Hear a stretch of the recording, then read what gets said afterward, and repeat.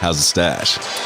Glorious. That's what I'm talking about. Live from downtown Nashville, Tennessee. This is StacheCast. Let's go. Welcome to our ridiculous sports show. Hello, everyone. It's a frat party at a golf course. That was one hell of an intro. I enjoyed every minute of that. Come on. Do you even want to win? He's like running into a 12-story building. You want to talk about a whooping on national television? I'm not playing for the next 2 hours. Bring me some chicken. StacheCast, baby. Let's go. Welcome back to StacheCast, presented by Nashville Stash. Proudly brought to you this week by Lawn Value. Experience the best. It's what we do. Visit them at lawnvalue.com. Use code STASH10 for a special offer. Thank you guys for being with us again this week, y'all. We are stoked about this week's guest, and we got a lot to get to. So let's dig right into it. I'm joined by my beautiful crew here in Nashville, K-Love, and the professor, Alex Alper, Joe Hudson, we call him Tweeter, and Director of Team Travel for the Cleveland Guardians, Jared Jones. Thank you for being here, sir. Please join me in welcoming our distinguished guest, currently head coach for Volunteer State Community College, previously associate head coach at Middle Tennessee State for yours truly back in the day. Y'all welcome Coach Jim McGuire, everybody. Let's go. Oh, yeah. Coach Mags, what's up, man? Appreciate it. Appreciate the intro, and appreciate you having me on. Looking forward to it. I really do. I appreciate it a lot.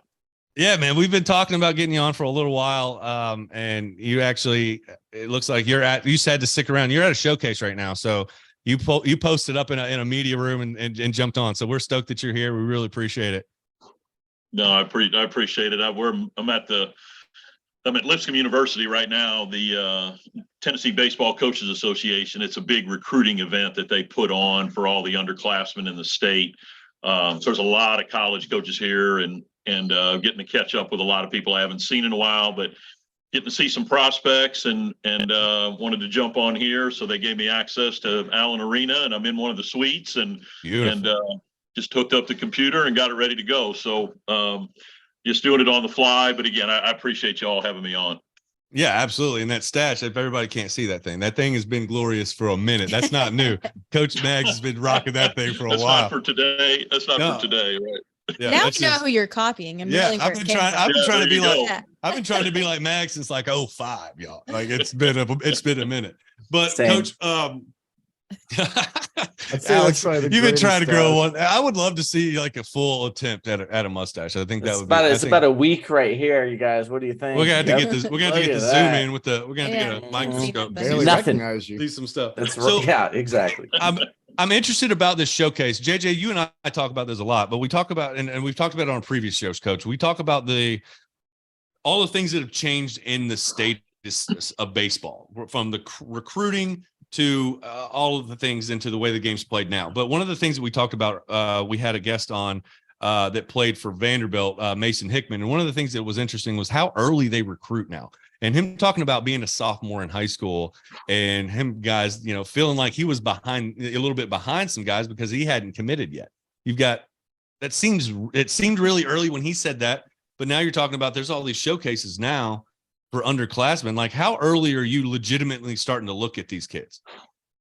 Well, at the junior college level, you're only about 2 years out is what you usually try to do. But Division I, even though the rules have changed now, the new recruiting rules have just went into place where technically, they can't talk to players like you would that are freshmen and sophomores. You have to wait till after their sophomore year, but they can come to your camps. They can do a lot of different things. So there is a lot of elements. They're using advisors, agents, kind of, so to speak, or whatever to speak for them. But even at this event alone, there's freshmen here, there's sophomores here. So that's about, as soon as they get to high school now, that's when the identification process really gets started. I've also been doing a lot of work with Team USA in their identification series for the younger ages being even like 12, 13, 14, 15. Oh, wow. And you'll be surprised at those events at 14, 15 years old. You'll start to see Division I coaches show up. Right. Start to get, they'll know their analytics, because we do everything analytical for them as well on TrackMan. Where they get all that data. And then next thing you know, college coaches start showing up. So it was getting pretty bad where there was a lot of 8th graders. You saw them in middle school starting to commit already. But now with the rule change, it has backed off a little bit. But you're still seeing freshmen and sophomores, getting a lot of attention. And I think this will control it somewhat. But we could get into all the NIL deals and everything that's going on at that level. That's why I do like the junior college level. After spending 26 years at the Division I level, and then running a travel ball organization for a while, and now being back in coaching the last 3 years in junior college, it's just the dynamic over the last 3, 4, 5 years. It's just changed. It's just changed so much. Right. So talk to me about the travel ball, because that was one of the other questions I had, because the travel ball is the way that baseball players expose themselves, really. I mean, high school baseball is what it is, but the reality is that travel ball is where it's at. You're being in the right tournaments, being on the right clubs, doing all the right things to get in front of the right people. But it's changed so much, even from, like when JJ and I played, we played it. There was leagues, maybe there was a couple, maybe 2-3 tournaments a year.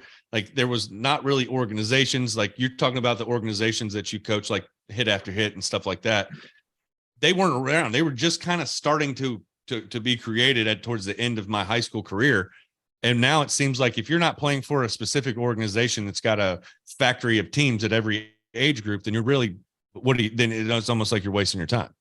Yeah, you feel like, it's peer pressure for the parents too, because the parents all feel like they've got to continue to, even at 8, 9, 10 years old, all the travel organizations are really getting started. Now, when I was doing it with the Outlaws organization, through Hit After Hit, we were only 13 and above, and a lot of the organizations are 13 and above because that's when you get on the big field, right? The 60, 90, 90-foot bases, 60-foot mound starts in middle school. So we stayed everything on the big field, but it really, it's the same as the recruiting that we just talked about. Everything is starting early and earlier with travel ball, that it is so competitive already at 9, 10, 11, 12 years old that they all feel like they're getting behind if they're not doing it, it's just not true. You don't need to play travel ball when you're that young. I really don't think you need to play till you're in high school. Right. Even though I was running an organization that had middle school teams, I really don't think you have to do it until then. But you're right. Now the organizations are just becoming bigger and bigger and bigger, and then more of them are coming into the Nashville area. Like right now, the Midland organization in Cincinnati, that the Barry Larkins, the Ken Griffey Juniors played for, that was the biggest organization, one of the biggest organizations in the country, has now come to Nashville. So there is a Midland Nashville part here now as well. CBA, which is California Baseball Association, they have an organization here now too. I mean, so there's a lot of that's going on. You've got your traditional Nashville-based, Outlaws and the Knights and people like that. But these big organizations are coming in and trying to establish themselves in the communities and then build it from there. But that's where a lot of the recruiting and everything really takes place, is in the summer. Then the other piece to this is they're building all these complexes everywhere, like the complex in Georgia, just north of Atlanta, Lake Point.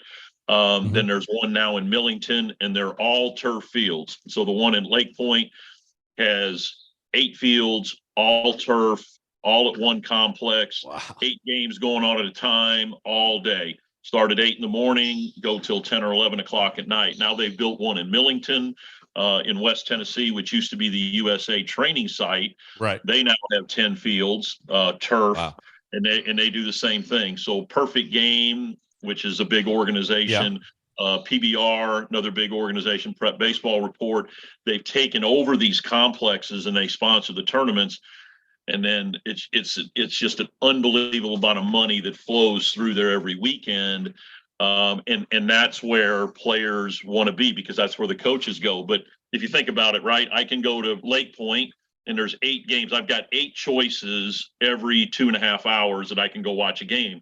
And I can move field to field. Yeah. They have TrackMan on every field.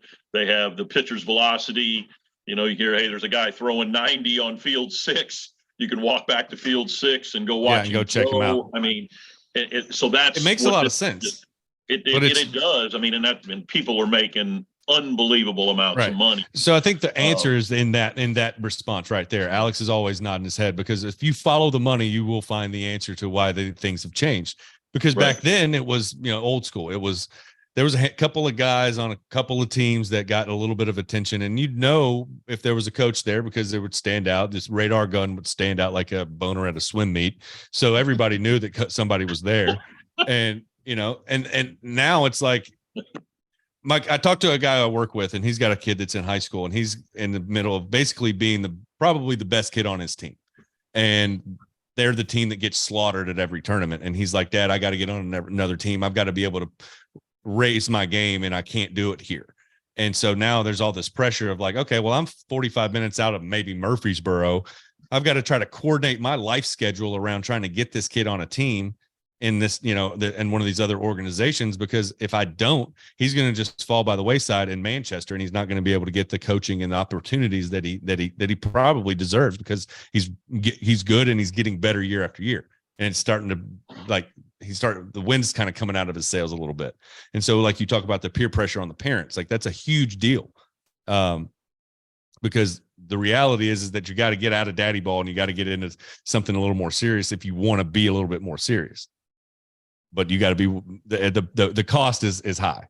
I was getting ready to say, and you got to be willing. Oh, and you got to be willing to pay. I mean, you really do. You're talking about the cost. I mean, a lot of these organizations, depending on what organization you're in and what you'll get out of it or what they'll provide for you. I mean, just for the 8 to 10 weeks in the summer, a lot of times it's a $3,500 investment for the family for a player to play and be at all these events. Plus, you've got hotels, right? You got to stay in a hotel. You got food. Logistics of you just start building it up. I mean, and the cost by the time the summer is over with, then it rolls right into fall ball, because now everybody wants everybody to play, be sport specific, which I still don't believe in. I still like guys who play football and basketball and play the other sports. I think it adds so much value, but that's not the case anymore. They want to be sports specific and be baseball 24/7, 12 months out of the year. And then it rolls into a fall schedule and a fall season, and then training in the winter. Then you play in the high school season.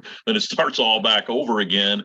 So the amount that you're having to invest to get a 25% scholarship sometimes is not, I don't know if it's going to really pay off at the end. No, absolutely not. It's not, because honestly, I play basically how at school.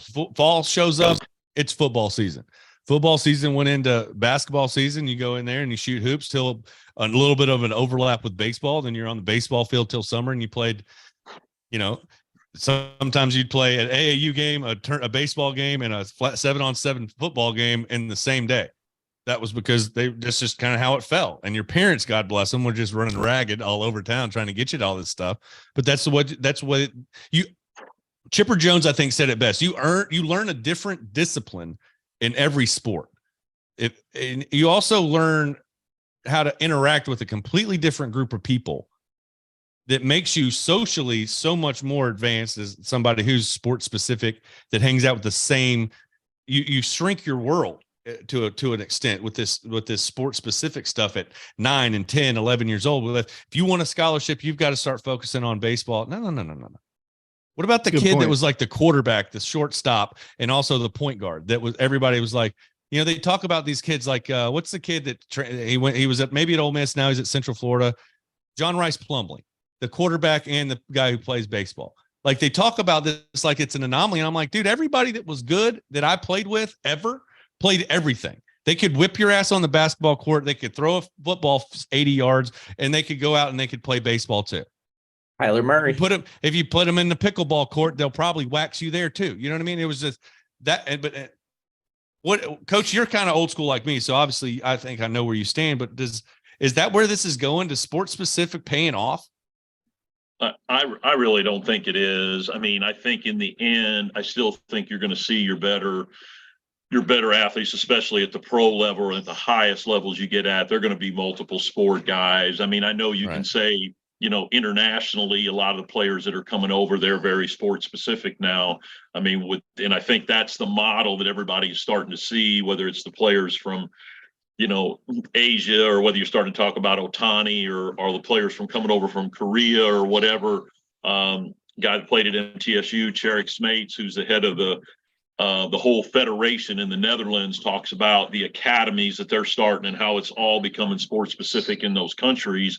And I think that model is starting to, filter over to the United States the same way. But I still think, and I'm very old school when it comes to that. I love the guys that would play, football, basketball, or run track or whatever it might be. I just think it just adds, there's so much to that. And from the competition value to just working different parts of your body too. I mean, doing different things or lifting heavier for football or, whatever it might be. But but I think it is. I mean, the more I'm around families and the more I'm around players and younger players as well, I just think it's going to that. And it's kind of a shame. It really is. Because even your smaller high schools now, where they depend on that, they depend on, the better athletes to play all the sports so they can be competitive, and then it just shrinks down, and the pool of players they have, it's just not good. But if you look at an Eagleville High School that just won back-to-back state championships at the single A level, the lowest level in the state of Tennessee, when I went and watched them play in a state tournament, their football coach used to be at MTSU back in the day, and he's got 10 players. There was 10 players that played football for him that were playing baseball. So it still happens. It's still out there, and they've had a lot of success, definitely at that level being able to do it. But I hope small town America. Small town America, it's still that way. And, you get into these outskirts of town, your Lorettos, your Marshall counties, your all of those types of places. Ryan Weathers, for example, come out of Loretta, who's, obviously David Weathers was his dad. And he's genetically had, he was born on third base, but, he played everything. Like he's a major league baseball player, and he did, and he's at what, 22 maybe, but he played everything in high school. He was, basketball, football, all of it. He played all of it. And because there was probably 200 kids in the whole school, if he didn't play, he probably couldn't field the team. But anyways, one last thing I want to say about that is I believe that you talk about the organizations, and I definitely was curious I wanted you to talk about a little bit about what you did between MTSU and Vol State, which is obviously, you said you worked with the travel ball team, but an ex-player of yours, I believe, just opened a facility in Murfreesboro that's trying to do something similar. Did Brett Carroll has he opened a facility, BC Athletics in Murfreesboro? It's in Knoxville. He opened it in his hometown in Knoxville, but he opened that facility. It used to be called Thunder Baseball School. Okay. So he bought that facility, and then he's taken it a little bit different dynamic with his. He has a training facility where they train and they do lessons. Anybody can come in and get lessons and be a part of it. You can be in their organization and play at all different levels. He's got it all the way through like 10 years old all the way up to 18U, but then he started a post-grad program to where the high school player that gets kind of overlooked, that doesn't go to college and play right away, that gap year, he's established that. So he's got a post-grad team now where he has 30 players that they come in and they train and they start taking classes. They go part-time there, and then they move them on. So it doesn't count as a year of eligibility. So he's even taken it to another level. Parking complex next door, the players live. He's got players from all over the country. And that's another model that's coming now, that it's like a year-round training to try to get them ready. They didn't get the looks that they wanted. We actually I've got a couple of his players now at Volunteer State that have been good players for us. They're a year older. They've developed another year. They've been around, and they can play and play 40, 50 games, whatever they want to play, and it doesn't count as eligibility. JJ, you heard about this? You heard anything about this? Yeah, there's one in a kid I used to play with that's actually working for one in Kentucky. So I think it's become a thing. It's definitely, there's money there for sure. Pick part-time classes. Then when you go into college too, you're set up. Almost like a boarding school for baseball. College prep. Nailed it. Yeah. College prep would be another way to put it, I guess, would be another way. Kind of like what basketball, I guess, had done for a while too. So right. That's kind of what I was thinking. It was similar to the basketball model. That's actually really cool. We might have to have you reach out to Brett. I'd like to have him out and ask him some questions. That's actually something that's pretty cool. I'd like to learn a little bit more about. Brett Carroll played a heck of a third base for you back in the day, and then ended up having a pretty good career. Started with the Marlins, and then where did he end up? Yeah, he started with the Marlins and made his, big league debut, and they moved into the outfield, and so he never played a day in the infield in the big leagues, but they moved into the outfield with the Marlins, and then he was with the Brewers, with the Pirates a little bit, and then finished with the Nationals, and then that kind of ended it for him. So when his career ended, he just went back to Knoxville and kind of got started with this, and now he's very well established, and he's also got a branch in Middle Tennessee. So there's BC Athletics, Middle Tennessee as well. He's got 4 or 5 teams that are in this area now too. Yeah, that's awesome. Who else do you keep up with? Do you keep up with Mike? Have you heard from Mike? Is he still doing broadcasting up in Pittsburgh? He is. They actually, he and Jacqueline, they've moved now. They moved to Pittsburgh. He's there full time. They sold their house in Murfreesboro, and he had a great career. He really did as a player. And then, in Pittsburgh, he kind of became like they called him the Fort, just with his blocking ability and stuff behind the plate, but became kind of like a cult hero kind of guy there. And then that's how he ended up being an analyst. And I don't know how much you've watched him, but he does a great job. He's really good. And then one of our assistant coaches back in the day, Andy Haynes, was our volunteer assistant. Now this is a long time ago, but he's now the big league hitting coach for the Pirates. So I stay in touch with him. As a matter of fact, texting with him today. So I've got 2 really good connections with the Pirates, and they're having a heck of a year. So I'm happy for those guys. But Michael has done a great job, and just miss that he's not in the area anymore, and just because they moved to Pittsburgh. But I understand, that's a taxing job as well, because he's got to do a lot of research and a lot of analyzing of everything that goes on. Of course. JJ just had to make a pick up and leave. He was out. They had him out in Phoenix. He was part-time and it back and forth. So they just had to pick up and make a permanent move to Cleveland. So they just got settled maybe a month or so ago, and they've got a new baby. So life is moving fast for the Jones family, right, JJ? Coming in hot. It was good being a snowbird while it lasted, though. I'll tell you that much. I did enjoy bouncing out of Cleveland come October, November. They're not upset about that at all. Where are you today, JJ? I'm in, where are we at? San Diego, California. Yeah, we have the games. I'll wave it. It's a whirlwind. You're San Diego for a couple days, then Phoenix for a couple days, and then you'll be headed out again.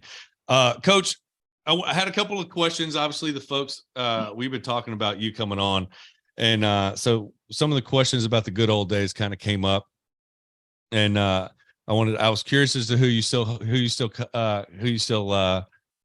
kept in touch with and all of that. But one of the questions I wanted to ask you was, first of all, what's your favorite, if you had to come off the top of your head, now this is off the cuff, you haven't had a lot of time to prepare for this, but give the guys your favorite Mars story from back in the day.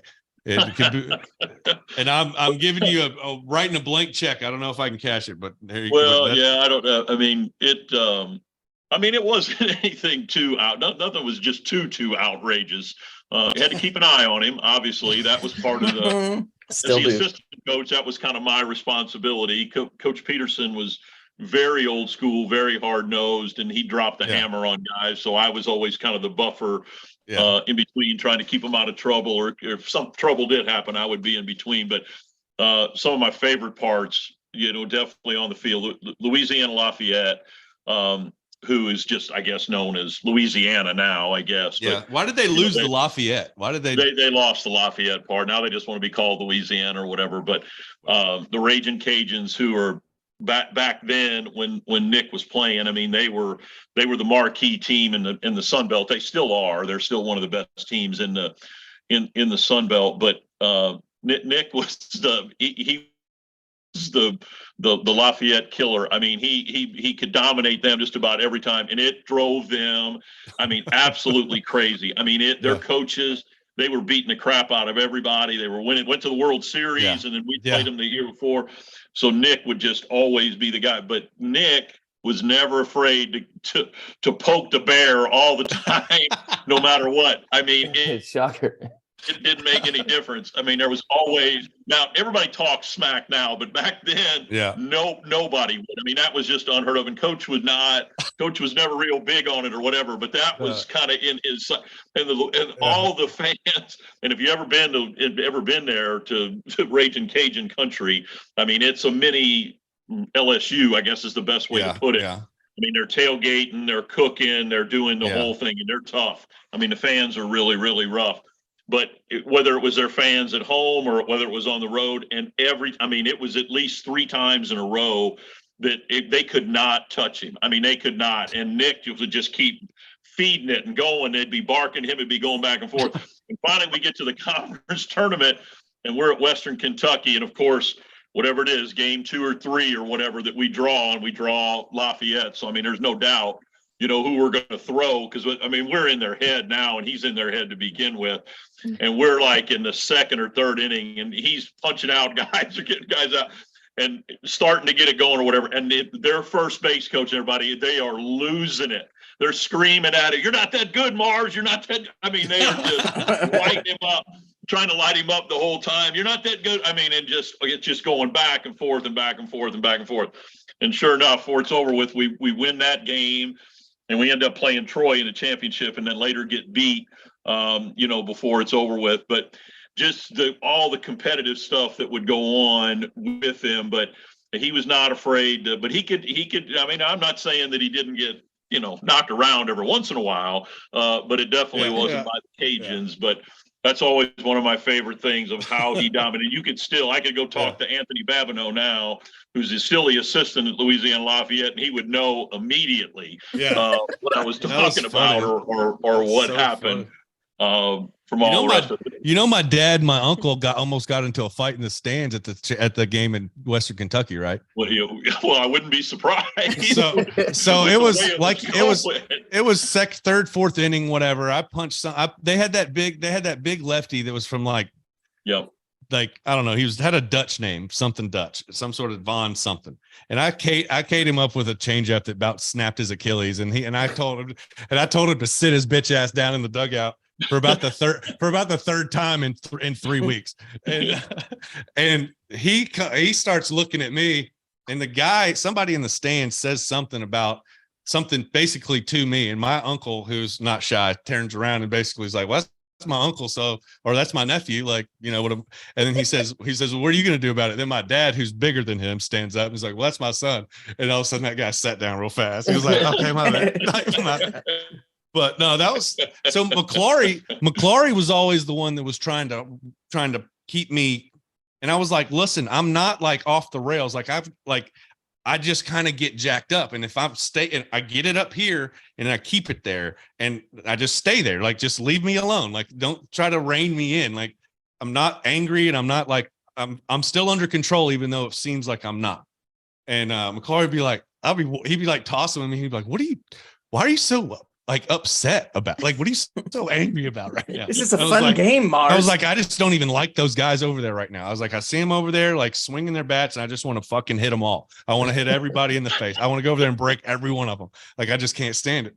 And I just thought it was so funny to watch him be like panicking all the time, and you were always just calm. You're like, you got riled up every now and then, but for the most part, you were, like you said, you kind of kept everybody from getting too elevated from time to time. But I think that's funny that in the best part, this is off on the subject, but I got on Coach Peterson. Steve Peterson was the head coach when Nick was playing, and I worked for Coach I was his assistant for 20 years and then became the head coach after that. But Coach Peterson, I mean, like I already mentioned, hard nosed, old school. He would not really let Nick was, but he was such a great, he's such a great coach, but I mean, he could read into that without Nick even saying that he knew that's what Nick had to do to be able to do it. And he would let certain guys do certain things.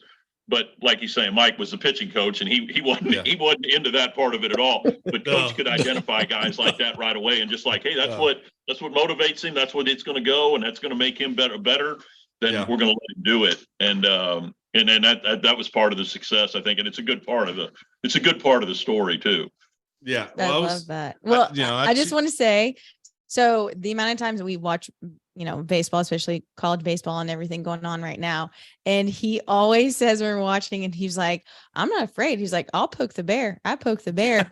So the fact that you said that just now We both look at each other because I am dying because that's what he always says. And I'm like, oh, you poke the bear? No, never. I can never see that. Not Nick Mars. So that is hysterical to hear it from, first and foremost from the coach, that we knew he was that way and he says it. But the fact that you said it is just made it all the better. It was good stuff. It was good stuff, man. That was what we, that was what it was all about. I used to laugh, like I thought about it. Me and JJ talk about bus rides and road trips all the time. I used to laugh so hard about the road trips. We'd all pull into the Golden Corral and it was just like little clockwork. We'd all go in. And I just remember, I was like, man, I wonder how, like, cause it was like unleashing a tornado on these buildings when you get in there. Like you got 30 guys coming in hot, like ready to go. And I always felt like, man, I bet coaches are like, these poor people. What have we The done Golden to Corral, these? that was a good series, man. You pull in there on a Saturday after 2 wins or something, you're like, hell yeah, coach is treating the crew. We had a bad series loss. It was hot and ready from Little Caesars. We're hitting the road. There's no plenty of those, around. Yeah. Want to get on the road as quick as you can get on the road and get out. Absolutely. I do want to ask you one question. You talked about working in the facility with the travel ball before. You were a fantastic coach. One of the things I loved about having you lead us was the fact that you mentioned Coach Pete having an instant, almost a sixth sense about guys and being able to read them, but you really had a good way of communicating stuff and there was a lot of baseball beyond the play that I learned from you because of the way that you communicated. You were very calm and you were very and you just were, it was easy to relate to. You related to us very well. We felt very close to you. And so we trusted you, and infinitely with that kind of stuff. And I just remember, that being the way with Coach Pete and that being the same way with you. And so I've always wondered, would you ever go back to D1? Do you have any interest in that? Is it maybe pro ball? I know you do some stuff with the analytics. Is getting into pro ball and coaching those types of guys? I mean, have you got any aspirations for that at all? No, I mean, I get asked that all the time, especially when I'm in recruiting and, and I think you know me well enough. I don't have some big ego. If I had a big ego, I wouldn't have went from being a Division I head coach to coaching in junior college or running a travel ball organization.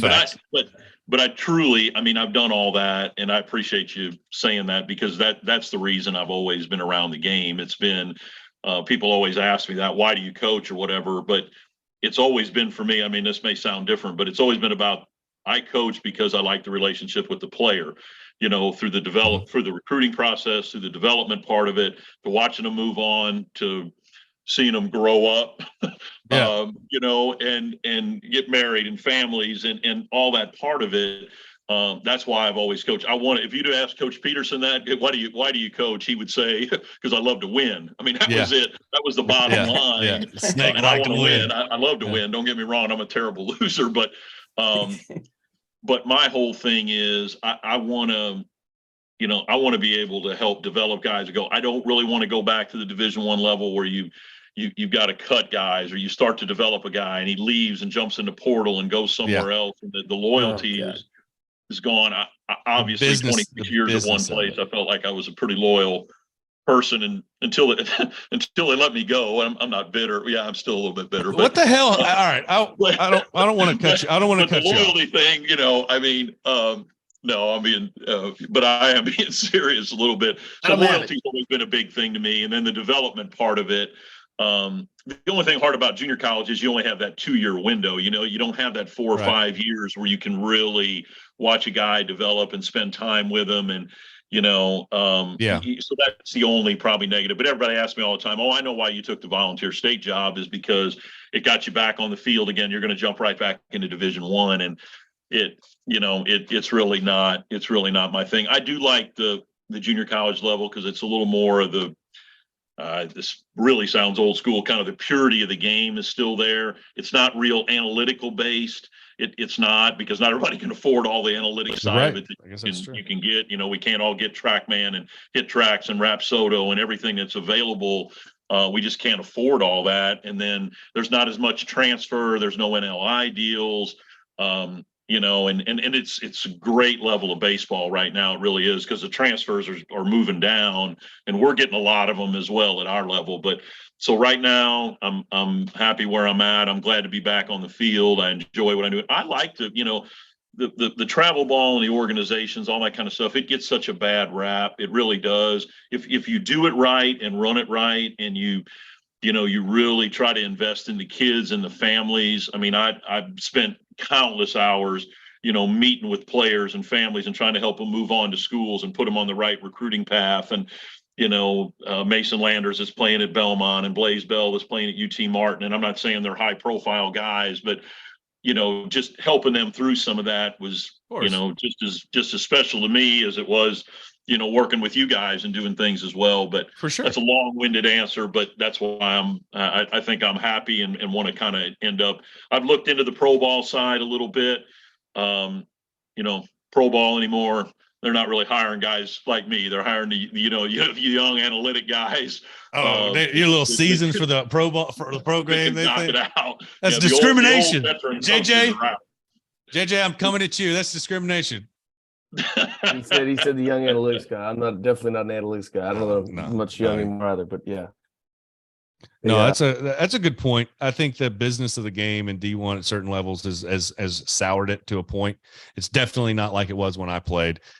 And it makes perfect sense for a coach like you, who's a player's coach, to be attracted to the opportunity to be able to influence lives and influence guys in a positive way and get them to the next level and do something good for them, give them an opportunity to grow, give them an opportunity to learn, and get them set on the right foot, not only on the baseball field, but off of it. Because in case you guys don't know, he's a ball buster too. You got to go to class. He'll bust your ass if you don't go to class. So I was going to say, we've had those conversations before too. Yeah. Well, hey, you'll have that on them big jobs, as they say. One of the questions that popped up for me before we jump into the Q&A with the other guys, and they start firing some questions off to you, was there's one of the things after all the years that I played, and JJ can attest to this too. At every level, at varying levels, whether it was high school, whether it was college, whether it was after college, there was always a guy that was over the moon at talented. Was like, who the hell? This guy is just. There was a guy named Matt Taylor, went to Antioch, left-handed pitcher. You may remember who I'm talking about. Yeah, he was effectively wild, but was absolutely filthy, and had a pickoff move that would if you could stand on the base and he'd get you out. Like, it was dirty. Okay, and. He never went to junior college. He never went after his junior year of high school. He just disappeared. And it was like, where the hell does Matt Taylor go?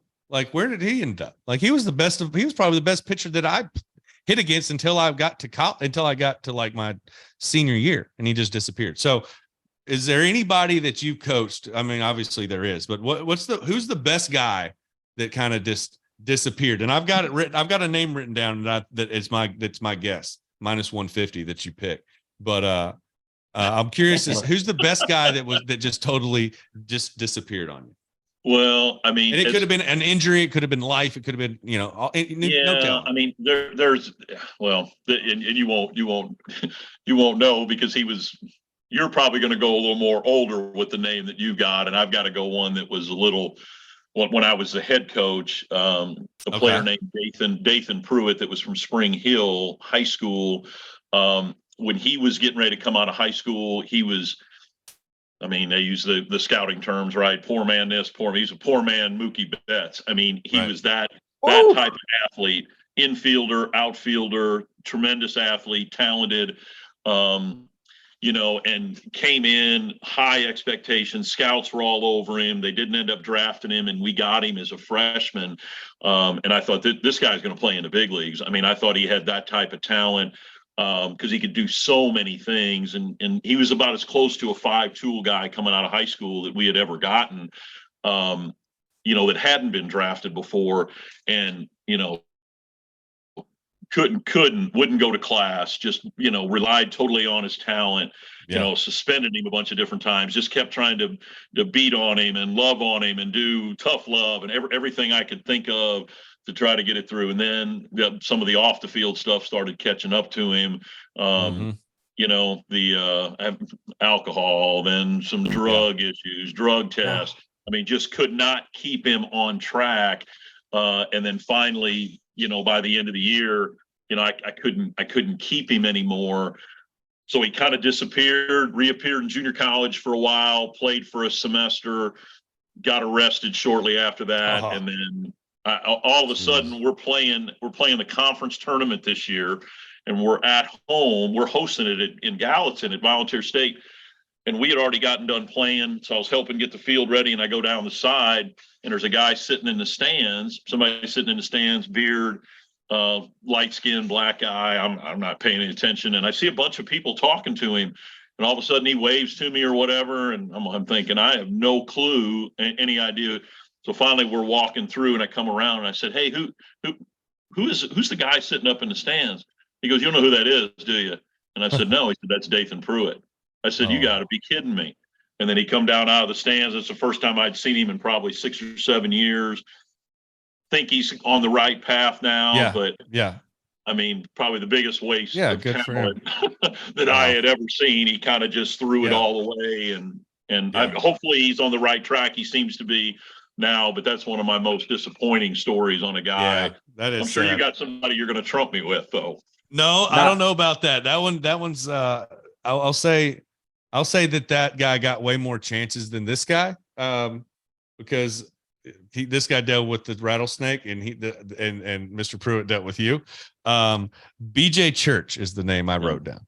Yeah, and that's one too. BJ's passed away, right? Yeah. Yeah, BJ, his demons were just so deep that it didn't surprise me when I got the phone call that they found him. But dude was dirty. We're talking about an incredibly talented guy. Was nasty. I mean, he's right up there at the top, and he got several chances too, but his off the field just caught up to him so bad. But what an electric arm! And I spent so much time recruiting that guy. Got him there, and you talk about blindside. I had no idea that his off the field was anything. Right. Nobody. I mean, I did all my research, talked to coaches, everybody. And then he got up there, man, and it was just like, this is not the same guy. He got outside of Saudi Daisy, and it got a little wild. Exactly right. I saw just out at this event today, I saw his old high school coach was here. We were talking a little bit about him. He ended up pitching it at Lee University after that for a short period of time, and then it was all over with after that. But yeah, that was when he passed away, that was a tough one for me too, because nobody could ever reach him, and that's why I felt better going back to my Dathan Pruitt story, that at least I've seen him now and feel like he's on the right track. Direction. Yeah, we had some sadness, obviously, that some sad stories. But BJ was absolutely one of the nastiest dudes. I mean, I watched some of the best hitters I've ever seen just look absolutely silly against that guy. And he did that as a freshman. Remember, he did it as a freshman too. I mean, he was dominant as a freshman. I mean, it was electric stuff. There's no doubt about that. I wish Shea hadn't torn his arm, because I think Shea would have been really, really good. I think that him snapping his arm was a bad deal, but I think because even when he came back, he was that he was for a lefty. That velocity was just going to keep going up, but not to be. But rest in peace to Coach Steve Peterson. Thank you for all the years and all the wisdom. Rest in peace to Mr. Church, and also rest in peace, Coach Riley, our strength and conditioning coach, who's the Viking, who was so instrumental in so many guys' lives across every sport. So many men and women that came through there and played sports at MTSU while Coach Riley was in charge of the strength and conditioning program were better for it. So rest in peace, Coach Riley. We'll miss you. So give me a good Viking story, because Viking would put the hurting on us. We'd be out there, stadiums, leg circuits, human wheelbarrows up and down hills. Like, what's the best Riley story of? Well, I don't know about the best ones, but Coach Pete was always. We would always have to. He was always wanting to pull the reins back a little bit because he always thought Matt was going to take it too far. He was going to push everybody and get somebody hurt or do anything to go with it. But he would. He was a big teddy bear at times. I went to the visitation on Friday. They had it in Murphy Center in the arena and saw a lot of old players and football players and women's basketball, everybody that he worked with, and everybody's going through all the different. His bark when he got going would be, really, really rough. But when we had DeJuan Brazelton, who was the first round pick, was the third pick in the draft in 2001. Matt was totally in charge. Coach Riley was totally in charge of baseball. There wasn't a GA or anything like that. Right. And Brazelton was getting ready to have an opportunity to make a lot of money. He ended up signing for $4.8 million. But back then he was behind, Mark Pryor and everybody else in that draft in 2001. And I can remember that spring.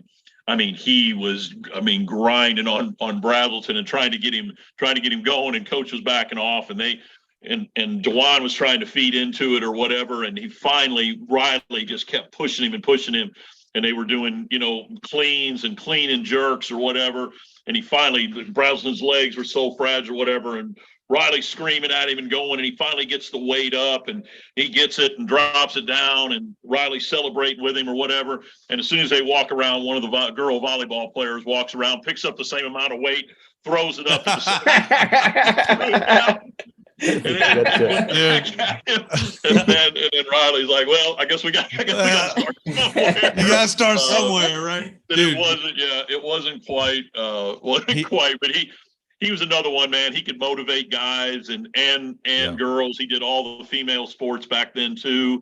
And it was, and then at the end, it was just baseball and women's basketball. But it was a sad day the other day. He lives in my neighborhood as well. We've been neighbors for 25 years as well, and hard to go through that on Friday with his family. But he was a good one. He was a great guy, and he was really good to all of our programs.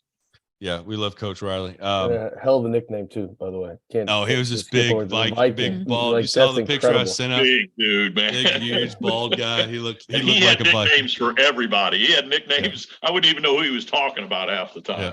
He was always busting somebody's balls for sure. That strength coach relationship is always unique because it's like you love them, you absolutely 100% hate them a lot, and then when you get better and you see it move out, and after puking obviously multiple times, you're like, all right, yep, it's definitely love hate.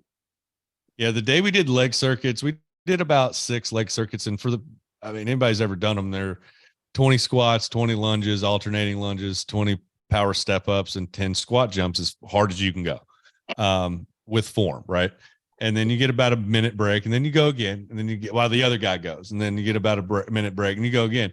Well, we usually did 3, maybe 4. Well, we hit 4, we turned the corner and hit 5.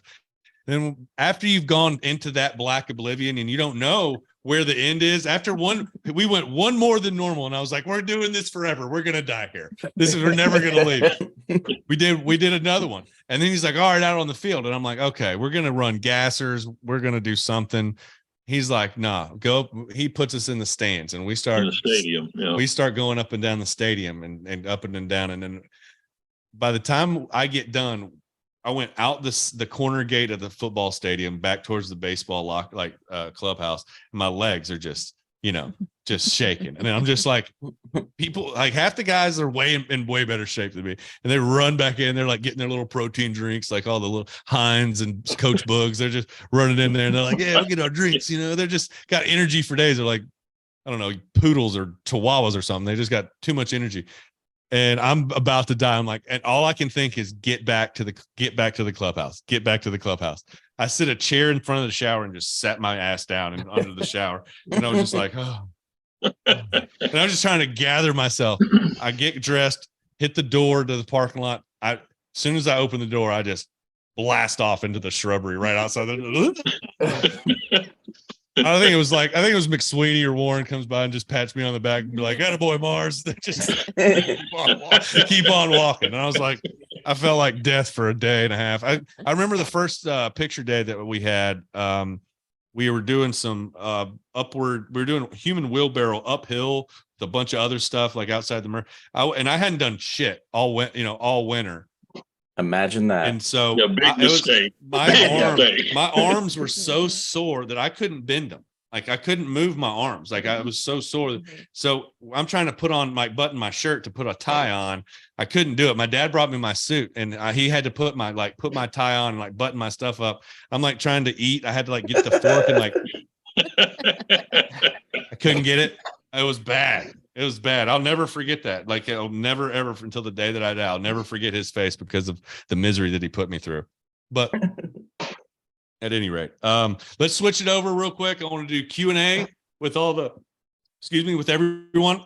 So I don't know what kind of questions they've got for you, but we're going to start with, we'll start with Joe and then we'll go Kristen and we'll go Alex and we'll go JJ. Coach, thanks for tonight, man. You brought a lot of humanity to your job, I think, from an outsider like me.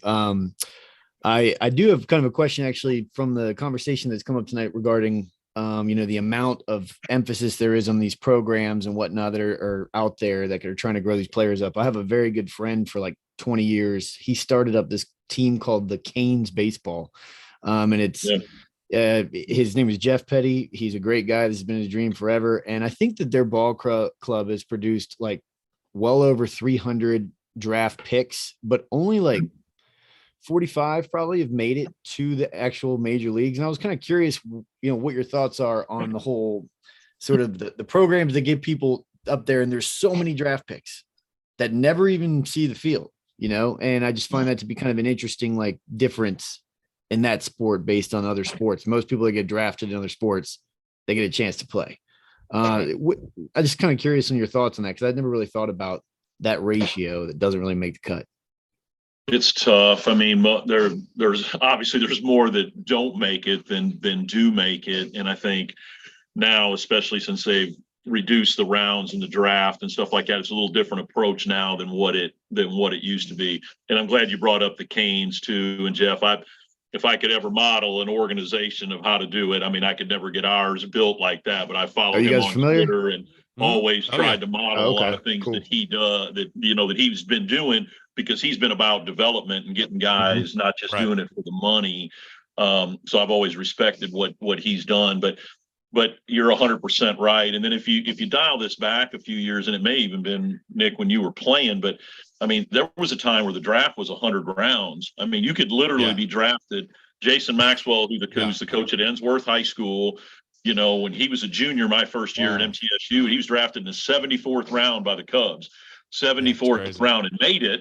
And he made it, and he left school as a junior to do that. So in those 90s and the early 2000s and all that, when the minor leagues were really, I think the minor leagues were really exploding back then. That's when all the marketing got into play, and they wanted to have more teams and more teams. So they kept drafting more players, and all those teams were set up. The best way I always would describe it is those teams are set up for like 3 guys on that team. So they got somebody to play with, and the other team is set up so they got somebody to play against, because there's only about 3 prospects on that team that are going to have any real shot of being able to make it. But that's the way the whole system was set up. And it, players always say, I'll play until, they rip the jersey off me or whatever. But after you play for $600 or $700 a month for, 2, 3, 4, 5 years, and you're still stuck in A-ball riding a bus, 8, 9, 10 hours, it makes you want to say, hey, it's probably time for me to do something else. But it is a little bit better now, but there's less players getting opportunities now too. That's why the independent leagues are starting to come back again. And because of some of the minor league teams have been reduced, and the Appalachian League now, which traditionally had always been rookie ball, it's a collegiate league now. The Appalachian League is still there. Elizabethton, Kingsport, Johnson City, all those teams are there. One of our former players, Jeremy Owens, manages the team in Elizabethton, but it's a college league now. They're all gone. Jackson, Tennessee, Double A, beautiful stadium. We got guys playing there this summer. It's a collegiate league team. So it's such a tough road, and there's so many guys that are drafted. Some do get a lot of money too, and it just never pans out. Unless you're drafted in the first 2 or 3 rounds, your opportunities to make it. Jared, you've seen it all firsthand. I know probably more than any of the rest of us, but it's a tough go. It really is. I mean, everybody, it sounds glamorous and it sounds great, but until you make it to the big leagues, it's not so good. Mags, I was just literally talking about this. Somebody else, I was explaining, it was somebody from Indiana University. They were saying like it works for their baseball team. Like, what's the biggest difference? I said, what Vol State, MTSU, Indiana, the best players play, the one that give you the best chance to win. Where we get into pro ball and it's a business. So let's say you signed a guy in the second round, you gave him above slot values. You gave him $1.5 million, and you get him to high A and he stinks. Double A stinks, triple A. Well, there's these other players that are probably better, but they got drafted the 20th round out of college and signed for 5,000. You're like, all right, well, if he doesn't keep moving up, the team owner or the president is now looking to be like, hey, we blew $1.5 million, and this guy sucks. So you're like, we'll just keep pushing up there, and maybe it clicks until eventually it demises. But there's pros and cons with that draft. I think that the pros of the draft being smaller, 20 rounds, is there's a better life. They get paid more. They have better living conditions. Right. That's definitely huge. The cons are, I mean, the draft literally used to go until teams are like, hey, we got, you could get in around like 60 and there'd be 3 teams. Be like, I'll take him. And you kept going. But in independent ball, we've been a lifeline for him. We, as I say, professional baseball, because like those guys that didn't get opportunities can go there and play for like a Joliet Slammer. And then feel like, hey, you got a good player and we need somebody. What's your asking price? It's almost like European soccer, like, hey, $5,000 for this guy, done. Here's it, fly him up. So it's been different. It changed 3 years ago, but the game is changing so many different ways. I don't know. It's probably too early on to say whether it's going to be a good thing or a bad thing. Yeah, definitely different though. But good question, Joe. Caleb, you got a question for Coach? Oh yeah. So 2 quick questions. I get 2 because I'm the wife. So, but first I just want to say too, I think it's incredible that he had you as a coach, and I'm so thankful that he did, because just getting to talk to you now, you just seem like such an incredible man on and off the field. So I'm just so thankful that he had you as a coach. So, it's very nice. Wow. Thank you. Learn from. Thank you. Yeah. So one question I had was, okay, if you could describe Nick in 3 words, it could have been a first impression. It could have been as you got to know him. Like when you think of Nick Mars as a baseball player or as a person, from what you knew of him, what would you say those 3 words would be? Oh man, that's one of the toughest questions anybody's ever asked. Maybe because he's right here. I've been in college baseball for 35 years. That might be the hardest one.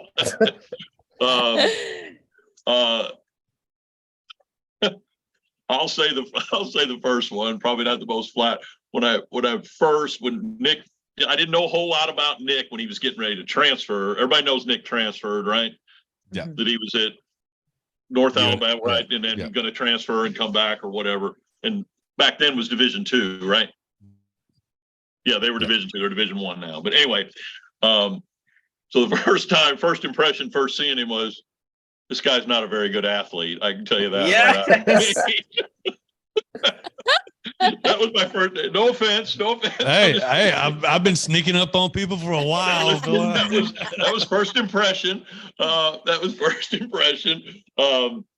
then leading to the next point. Once I got around him, saw him on the field, even just watching him throw the few times, the next best word to describe him was, well, it'd be 2 words. It'd be an intense competitor, not just a competitor, but like an intense competitor, almost like over the top.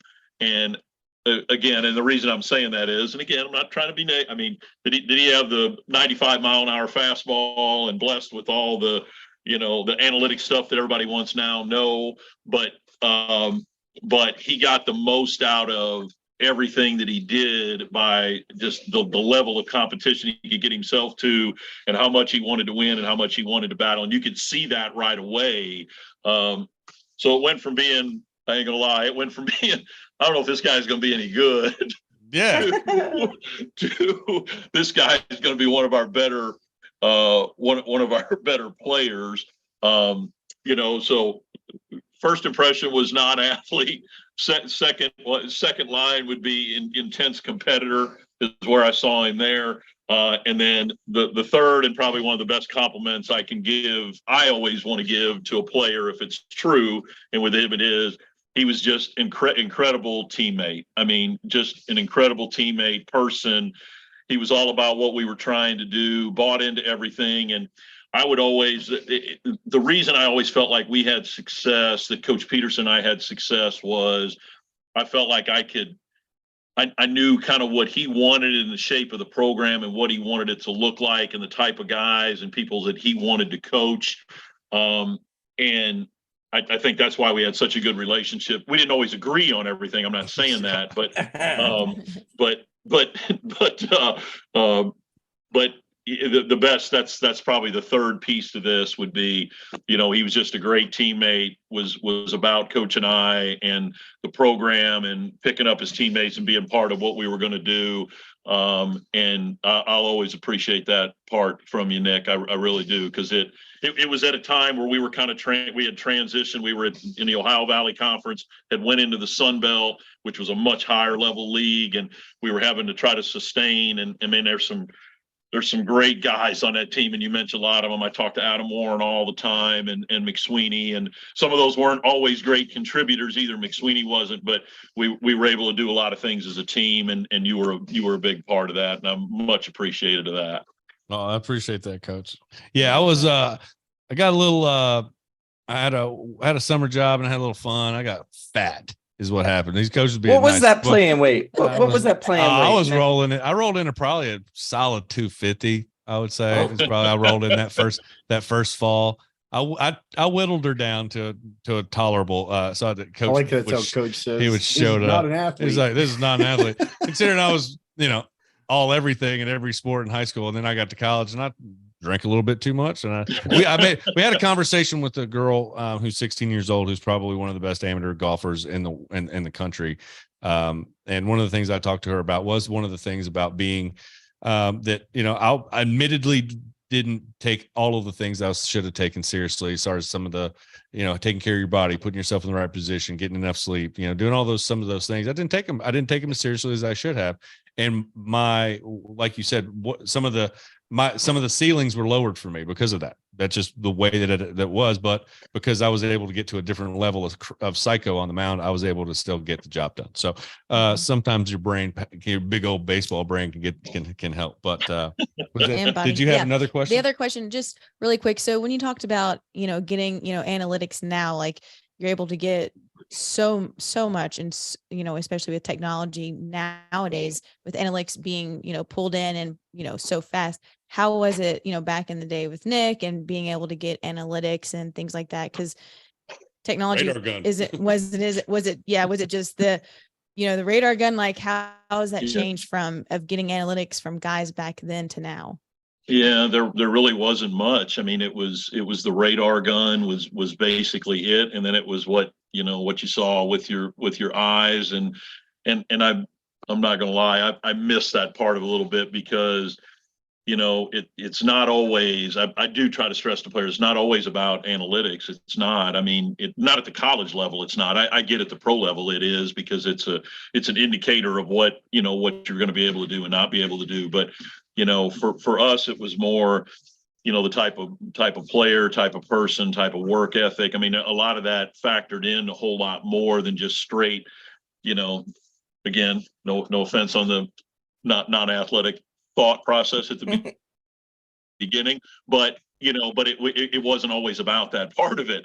And it was almost non-existent would probably be the best way to put it then, compared to now, to where sometimes it's hard for me to recruit a player to junior college because they're so used to having access to all of that all the time, every at bat, every game, analyzing it overnight and whatever. And we don't have that. I mean, we don't have that. Yeah. I have access to it at a facility that we use in Hendersonville at Framework Athletics, where we can get on all the analytics and get all the metrics that we need. But it was a different approach. There's a lot of college coaches now. And I'm not saying this in a negative way. Coach Fanning, the new head coach at at Austin P. I heard him speak this winter. I spoke at a clinic after him, and he talked about how they recruited Austin P now. They will coaching staff will sit in a room. They'll put video up. It'll have the analytics on the side of it on a player, high school player, junior college player, whatever. They watch the swing. They look at the analytics. They dial it up right there. If they like him, they'll sit in the room right there and call the kid up, and they'll make him an offer right there on the phone by what his analytics look like and what the video looked like.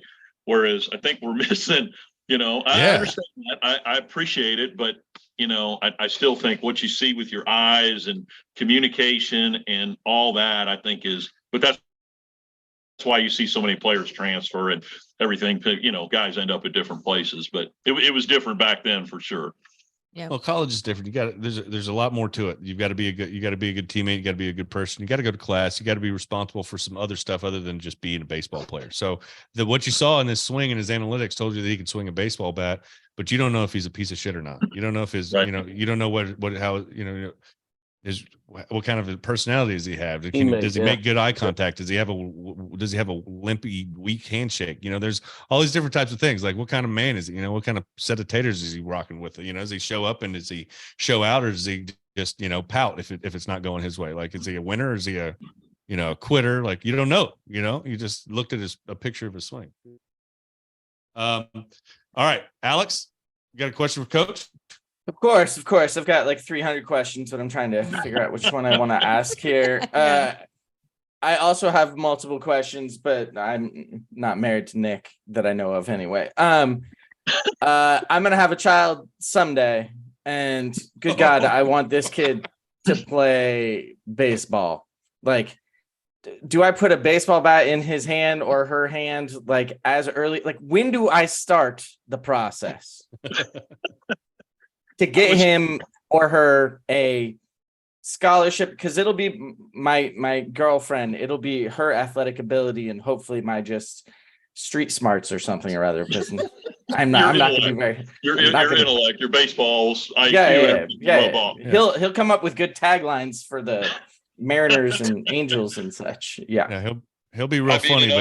In all seriousness, as soon as they're walking, I mean, you got to get the plastic bat, get it going, get them left-handed, get them left-handed if you can. Let them switch it maybe a little bit right-handed. Okay. But I as soon as they start walking, I would start have the ball laying there, see which way they'll throw, and if you can teach them to throw left-handed, I did know that. And then we can go from there. We just had start with the left hand. So who's an agent here in town who actually played at Vanderbilt or whatever. His son went to this USA tryout, and he's 9 years old. He goes to the mound, throws right-handed, takes the glove off, and then he throws left-handed. Both. Yes. And both okay, and both pretty good at 9 years old. Or he's getting ready to turn 10, but still, I mean, holy cow! That kid at Mississippi State he's throwing both ways, isn't he? Well, he right-handed on Friday, left-handed on Saturday. Yep. That's crazy, man. That's incredible. I have one more question as well. I live in LA. I'm a huge Mariner fan. I went to the Angels Mariners game on Friday and Sunday. Both games they lost. The game I didn't go to, of course, they won. But watching baseball these days is a lot different than it was even last year, with the pitch clock, with the bigger bases, with all sorts of changes, trying to make the game faster and better for TV to make it more watchable so they can get more eyes. So younger generation's going to come and do this. At what point in time will we start seeing these changes in college? And it's started a little bit. It's a trickle down, though. It always is. Once it starts at the big league level, it'll trickle down and all come to college. We do have, even at the junior college level, we do have the timing the same way. We don't actually have a visual clock that you see, but the umpires, they keep it on they actually have a little battery pack that's on their hip, and they got a little clicker in their hand, and when it starts, they start it. And if the buzzer goes off on their hip or it goes on, then it's a violation. So it's trickled down to us at that point. We haven't had the bases yet, or you can still do the shift and do all that part of it. But what I think in the next in the next couple of years, you're going to see it all the way down. I think it'll eventually get all the way to the high school level. I really do. Yeah. But it'll definitely be at the college level, I think, full blown. The pitch clock, you'll see it in the College World Series, and if you're watching a lot of the regionals and super regionals, they've enforced it a lot heavier than what they've ever had before, because they're under so much scrutiny with it. And then, who knows where we're at with the umpire situation as far as the automated zone and all that. I think we're gonna all get to that. I'm pretty old school, die-hard Cardinal fan. Grew up outside of St. Louis, went to 30-40 games a year when I was growing up, and that part of the game, I think, is kind of getting away from us, and hopefully it won't get too much where it affects it. But and I get it, but yeah. I think the next couple of years you'll see it at all levels. Yeah. Kristen and I went, we were at Busch Stadium this weekend. We went to a couple games on Friday. Yeah. JJ's got a counterpart for the Reds who were in town playing the Cardinals. So we drove up there, met some friends of ours, shout out to the Beckers, meeting us up there for a couple of games. We had a good time. And but yeah, Cardinal fan as well. So we had a good time up there. Alex, you got anything else? I could keep going, but I can hand it off to JJ. All right, JJ, you got a question for Coach Mags? Mags, first of all, it's great to finally meet. When I was a grad assistant at Vanderbilt, heard great things about you. Anywhere in the baseball world, you're very highly regarded. So I was really excited for this. Got my dad's in town, my uncle's in town. I was like, Nick, don't worry, I'm not missing this because I want to hop on a chance to hop on with Mags. But you mentioned how much you love the junior college level. I think it's crazy in terms of like recruiting a Division I kid. You're there for 4 years, exception maybe a portal, but you get all over the place. You get kids that maybe thought they were Division I, something fell through, they didn't have a scholarship and they get the money. You got kids that are transferring out. You got kids coming to high school. What is something you enjoy about it, and what's your least favorite part about recruiting junior college? I think you hit the nail on the head with some of it already right there. It's just you have players are just they're all over the map at our level. When you're at the Division I level, pretty much everybody's mindset is the same. They've gotten to the highest level of college baseball. They're almost all of them are motivated in the classroom. Not saying everybody, but most of them are, to get their degree. They're going to get a 4-year degree and they're going to move on. They all want to play pro ball. It's just like everybody is kind of on the same path. In junior college, it is all over the map. We'll have some guys that'll come in that are they're bad students. They're just not good students, and their whole thing is they're just trying to survive academically, so that they're on a whole different path. And then you got guys like you're saying that thought they were Division I guys, didn't get the offer, didn't get it, so they're going to play in junior college, and they think they can play right away. But the level is a lot higher than they think, and then they're disappointed because they're not playing as a freshman where they could be. Then you've got other guys that are just Division I or bust. That's all they want to do. They want to come and play. And if I had some guys this year that are sophomores, good players that a lot of smaller schools were recruiting, a lot of good Division II programs, NAIA, even some Division III, and they're just like, that doesn't interest me, and they'll end their career. And then you also have some guys that it just doesn't pan out at this level.